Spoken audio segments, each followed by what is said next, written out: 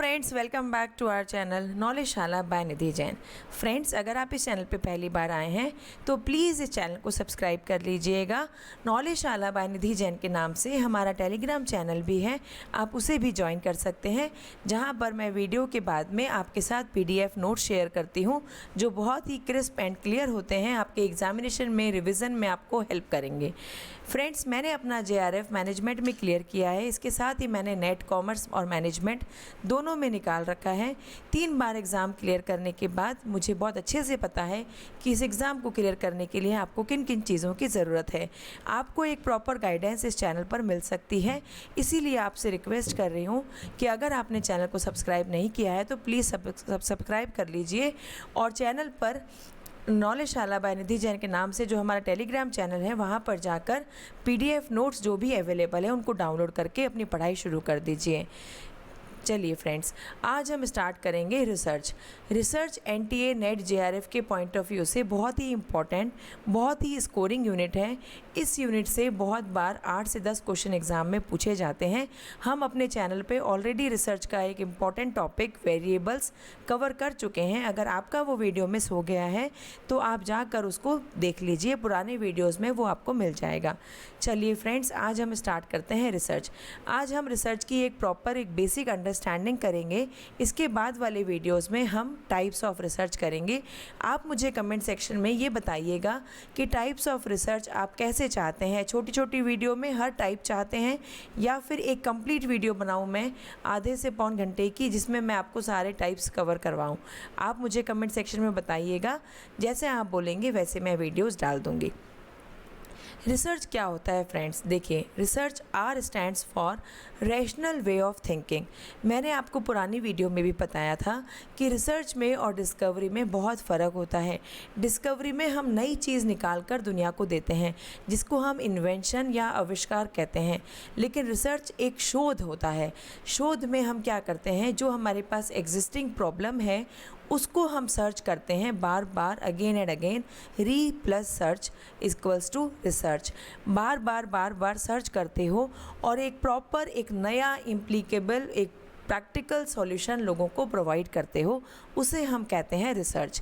लेकिन रिसर्च एक rational way of thinking होता है। रिसर्च में आपको लॉजिकल काम करना होता है, आप अपने मन से रिसर्च नहीं कर सकते। रिसर्च के लिए एक्सपर्ट और एग्जॉस्टिव ट्रीटमेंट, एक एक्सपर्ट नॉलेज, एक कंप्लीट ट्रीटमेंट की ज़रूरत होती है प्रॉपर सॉल्यूशन पर पहुंचने के लिए। बार बार सर्च कर कर आप सॉल्यूशन पर पहुंचते हो।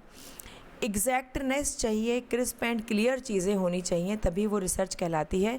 अगर आप ऐसे ही कोई भी चीज़ यूट्यूब पे फाइंड आउट कर रहे हैं, कोई भी वीडियो रैंडमली देख रहे हैं, तो वो रिसर्च नहीं है। सिस्टमैटिक ऑर्डर में किया गया सर्च ही रिसर्च कहलाता है।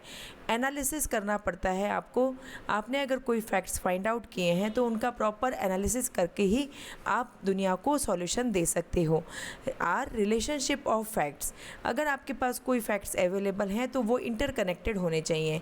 आप ऐसे ही रैंडमली कोई भी फैक्ट्स प्रेजेंट नहीं कर सकते, उनके बीच में आपस में कोई ना कोई रिलेशन होना ज़रूरी है, एक कनेक्टिविटी होनी ज़रूरी है। जैसे मैंने आपको वेरिएबल्स में भी बताया था कि आपको वेरिएबल्स इंटरकनेक्टेड होते हैं। इंडिपेंडेंट, डिपेंडेंट वेरिएबल्स बहुत इंपॉर्टेंट हैं हमारे रिसर्च के पॉइंट ऑफ व्यू से। अगर आपने वो वीडियो नहीं देखा है तो आप उसको चैनल पे जाकर देख लीजिए। रिसर्च के लिए क्रिटिकल ऑब्जर्वेशन चाहिए, एक माइन्यूट इन डेप्थ नॉलेज होना बहुत ज़रूरी है, तभी हम रिसर्च कर सकते हैं। क्रिटिकल ऑब्जर्वेशन, आपको प्रॉपर ऑब्जर्व करना पड़ता है फैक्ट्स को, तभी वो प्रोसेस रिसर्च कहलाता है। Honesty and hard work, honesty से हार्ड वर्क करते हो तभी रिसर्च होती है। ऑनेस्टी से हार्ड वर्क करोगे, सारी वीडियोस देखोगे, सारे नोट्स से रिवाइज करोगे तो फ्रेंड्स यकीन मानिए आपका एग्ज़ाम ज़रूर क्लियर होगा। ठीक है, फिर आते हैं एनालिसिस एंड सिंथेसिस। ये एक टर्म है जो रिसर्च के पॉइंट ऑफ व्यू से बहुत इंपॉर्टेंट है। इसका मीनिंग आप अच्छे से समझ लीजिएगा फ्रेंड्स। एनालिसिस में आप क्या करते हो, देखो एनालिसिस में आपका जो फोकस होता है वो हर पार्ट पर होता है। ठीक है, हम इंडिविजुअल पार्ट्स पर फोकस करते हैं, हम होल को क्या करते हैं, ब्रेक डाउन कर लेते हैं। कोई कॉन्सेप्ट भी है तो आप क्या करते हो, ब्रेक डाउन करते हो। जैसे मैंने आपको हर टॉपिक के लिए 5 से 7 वीडियोस दी हैं, टॉपिक को ब्रेक डाउन कर करके छोटी छोटी वीडियोस बनाकर चैनल पे डाली हैं, जिससे कि आप उन वीडियोस को अपनी कन्वीनियंस के अकॉर्डिंग कहीं पर भी कभी भी सुन सकते हो। तो एनालिसिस में क्या करते हैं, सारा की सारा फोकस आइटम पर होता है। हम एक टॉपिक को ब्रेक डाउन करते हैं, हम एक कॉन्सेप्ट को, होल को ब्रेक डाउन करते हैं पार्ट्स में, और हमारा फोकस किस पर होता है, इंडिविजुअल पार्ट्स के ऊपर होता है। सिंथेसिस में इसका जस्ट अपोजिट करते हैं। हम सारे आइडियाज़ को एक साथ क्या करते हैं, कनेक्ट कर लेते हैं, उनको मिक्स कर लेते हैं और सबको मिलाकर एक कंक्लूज़न पर पहुंच जाते हैं। ठीक है, तब हम उसको कहते हैं सिंथेसिस। सिंथेसिस को आप देखो ऐसे समझ सकते हो, देखो फ्रेंड्स आपको ट्रिक बताती हूँ, इसको याद कैसे करना है। सिंथेसिस को आप ऐसे, सिंथेसिस ऐसे सम अप याद रख लो। सिंथेसिस में क्या करना है, सम अप कर देना है। जितने भी पार्ट्स आपके पास इकट्ठे हुए हैं उनको सबको सम अप कर दो और एक कंक्लूज़न लोगों के सामने दे दो। एनालिसिस में क्या करना है, आपको ब्रेक डाउन करना है, तोड़ना है, एनालिसिस करना है। एनालिसिस का मतलब होता है प्रॉपर एनालिसिस एंड इंटरप्रिटेशन तब कर सकते हो जब आपको एक एक चीज़ की इन डेप्थ नॉलेज हो। तो एनालिसिस में ब्रेक डाउन करोगे, पार्ट्स के ऊपर फोकस करोगे, सिंथेसिस में सम अप कर दोगे, कंक्लूजन पर फोकस करोगे। ठीक है, analysis focuses on the item itself while synthesis combines one idea with other ideas in order to create a new idea or draw a conclusion। सारे ideas को मिला के या तो आप नया आइडिया बना सकते हो या क्या कर सकते हो, कंक्लूज़न पर पहुंच सकते हो। अब रिसर्च के ऑब्जेक्टिव्स क्या होते हैं, रिसर्च की क्यों जाती है, क्या ज़रूरत है रिसर्च करने की, डॉक्टर लगाने के लिए? नो, रिसर्च के बहुत सारे इंपॉर्टेंट ऑब्जेक्टिव्स होते हैं जो हम यहाँ पर पढ़ेंगे। To gain familiarity with the phenomenon और to achieve new insights into it. देखो फ्रेंड्स, अगर आपको कोई एक टॉपिक है आपके पास और आपको उसकी इन डेप्थ नॉलेज चाहिए तो भी आप क्या करोगे, रिसर्च करोगे। न्यू इंसाइट्स, नई नॉलेज चाहिए तो भी रिसर्च करोगे। जैसे अगर हम एग्जांपल लें कोविड की, कोविड जब हमारे पास नया नया आया था तो किसी को भी उसकी प्रॉपर नॉलेज नहीं थी, तो बहुत रिसर्च हुई थी कोविड के ऊपर, तब जाके हमें इसकी नॉलेज हुई थी। तब हमें पता चला था कि ये एक वायरस है जो लोगों के कांटेक्ट में आने से फैलता है। इसकी पूरी रिसर्च होने के बाद में वैक्सीन निकली, तो हमें पता चला कि वैक्सीन लगवाने से हम कुछ हद तक इससे अपने आप को बचा सकते हैं। ठीक है, to portray accurately the characteristics of a particular individual, situation और ग्रुप। एक पर्टिकुलर इंडिविजुअल, सिचुएशन और ग्रुप की सारे के सारे कैरेक्टरिस्टिक्स जानने के लिए, समझने के लिए हम क्या करते हैं, रिसर्च करते हैं। To test a hypothesis of a causal relationship between variables. Hypothesis को टेस्ट करने के लिए, कॉजल रिलेशनशिप वो होती है दोस्तों जहाँ पे एक कॉज होता है, उसका इफ़ेक्ट होता है। ठीक है, जैसे अगर आप बहुत अच्छी मेहनत करोगे तो उसका इफ़ेक्ट ये होगा कि आपका एग्ज़ाम बहुत अच्छे मार्क्स से क्लियर हो जाएगा। ठीक है, कॉजल रिसर्च में हम इसको डिटेल में भी पढ़ेंगे। Find the solution to theoretical and practical problems. अब अगर आपके पास कोई थ्योरेटिकल या कोई प्रैक्टिकल प्रॉब्लम है, ठीक है, कोई जेन्युइन प्रॉब्लम है, उसका आपको सॉल्यूशन पता करना है तो आपको क्या करना पड़ेगा, रिसर्च करना पड़ेगा। आप ऐसे ही नहीं बोल सकते कि इसको ऐसे कर लो। जैसे अगर मेरे पास बच्चा प्रॉब्लम लेके आया कि भाई मैम मैंने नेट दिया था पिछली बार लेकिन मेरा 2 मार्क्स से रह गया, तो मैंने उसको पूरा अच्छे से सुना, फिर मैंने सोचा, तब मैंने उसको बताया कि भाई तुमने एमसीक्यू नहीं किए थे, तुमने प्रॉपर रिवीजन नहीं किया था, तुमने सिर्फ कोर्स कवरेज पे फोकस किया। ठीक है, तो ऐसे ही आप किसी को सॉल्यूशन नहीं देते हो, आप पूरा सुनते हो, समझते हो, तब सॉल्यूशन प्रोवाइड करते हो, तो वो सॉल्यूशन प्रैक्टिकल होता है।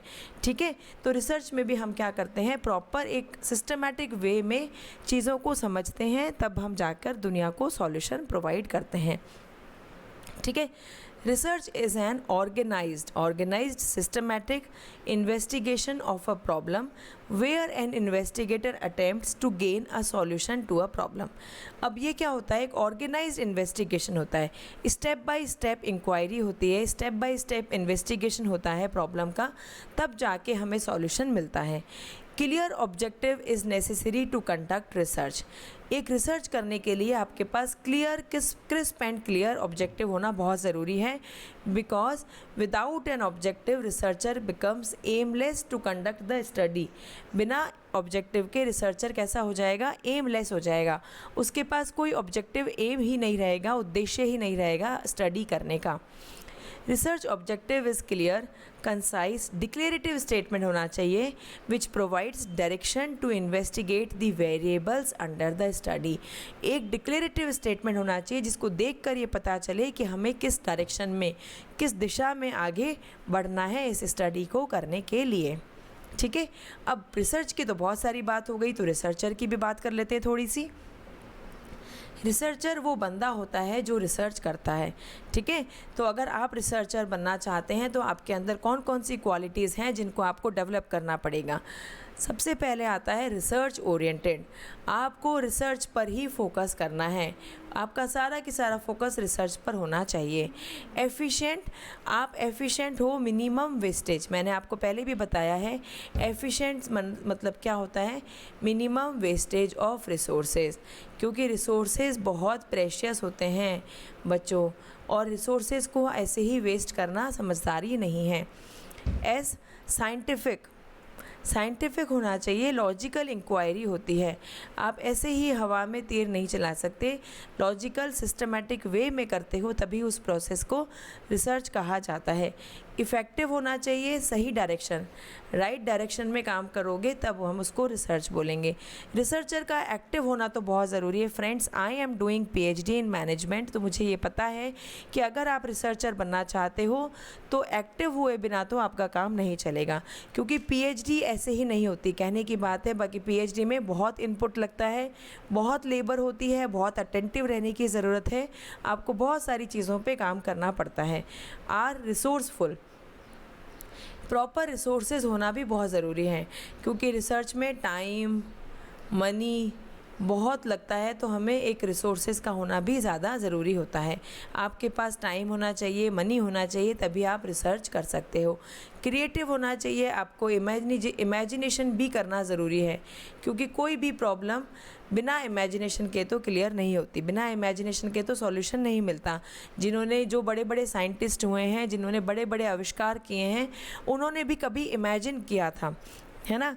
जब किसी ने बल्ब का आविष्कार किया था तो थॉमस अल्वा एडिसन जो थे हमारे, उन्होंने भी तो इमेजिन ही किया होगा कि कोई ऐसी चीज़ बनाता हूँ जिस पे स्विच ऑन करेंगे, कोई स्विच होगा जिसको ऑन करेंगे और लाइट जल जाएगी, तो कितना अच्छा हो जाएगा। तो जब भी आप रिसर्च करते हो तो रिसर्च स्टार्ट ही इमेजिनेशन से होती है। कोई चीज़ आपके माइंड में आए, उसको आप सोचो, फिर आप उस पर इन डेप्थ काम करो, वही रिसर्च है। ऑनेस्ट होना तो हर लाइफ के हर काम में ऑनेस्ट होना ज़रूरी है। आप अपनी तैयारी के साथ भी ऑनेस्ट रहिएगा। आप झूठ बोलो अपनी मम्मा से कि मैं तो यूट्यूब पे नॉलेजशाला देख रहा हूँ, निधि मैम की वीडियो सुन रहा हूँ, और आप देख रहे हो कोई मूवी, तो ये आपकी ऑनेस्टी नहीं है, आप चीट कर रहे हो और किसी और को नहीं कर रहे हो। हमें तो पता चल जाएगा जब आपका रिजल्ट आएगा, लेकिन आपके खुद के साथ बहुत बड़ा चीट हो जाएगा जब आपका टाइम निकल जाएगा और आपको अगले 6 महीने के लिए पढ़ना पड़ेगा। इकोनॉमिकल होना चाहिए, अगेन वही, मिनिमम वेस्टेज, रिलायबल, ट्रस्ट वर्दी होना ज़रूरी है। मैं आपके ऊपर ट्रस्ट कर सकती हूँ क्या, मुझे कमेंट करके बताना कि आपके ऊपर ट्रस्ट किया जा सकता है कि आप वीडियोस देख रहे हो कि नहीं। ठीक है, अब आते हैं टाइप्स ऑफ रिसर्च। यहाँ पे मैं आपको एक रफ़ आइडिया दे रही हूँ, बाद में मैं हर वीडियो एक वीडियो लेके आऊँगी जिसमें हर टाइप का रिसर्च आपको समझाती रहूँगी, तो वो 7-8 मिनट का वीडियो बनेगा और सारी की सारी research one by one cover हो जाएगी। अगर आपको ये आइडिया पसंद आता है तो मुझे बताइएगा।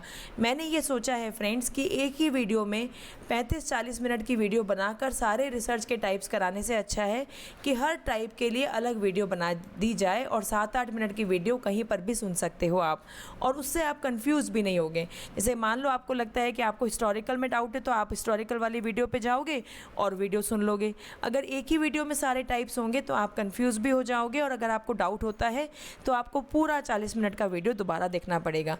आप मुझे कमेंट सेक्शन में कमेंट करके ज़रूर बताइएगा कि आपको आइडिया कैसा लगा। ठीक है, चलिए एक अंडरस्टैंडिंग दे देती हूँ। हिस्टोरिकल रिसर्च में हम पास्ट डेटा के ऊपर काम करते हैं।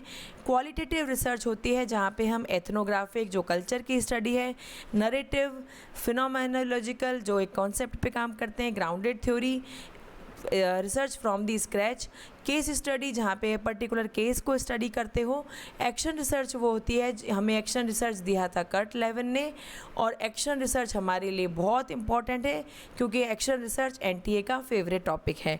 कर्ट लेविन ने एक्शन रिसर्च कॉइन किया था।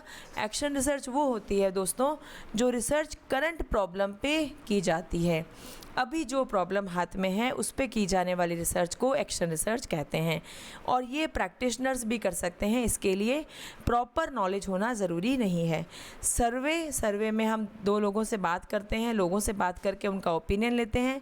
कॉजल कंपैरेटिव, कॉज और इफ़ेक्ट की स्टडी करते हैं। को रिलेशन में हम इंटर रिलेशनशिप देखते हैं दो वेरिएबल्स के अंदर। सिंगल सब्जेक्ट में हम पर्टिकुलर एक टॉपिक पर काम करते हैं।